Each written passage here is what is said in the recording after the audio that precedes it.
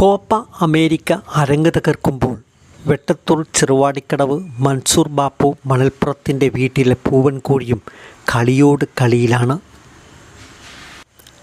മൻസൂർ ബാപ്പുവിൻ്റെ അജിലാൻ്റെ പന്ത് കിട്ടിയാൽ വീട്ടുമുറ്റത്ത് നിന്ന് പൂവൻ കോഴിയുടെ കളി കാണേണ്ടതു തന്നെ.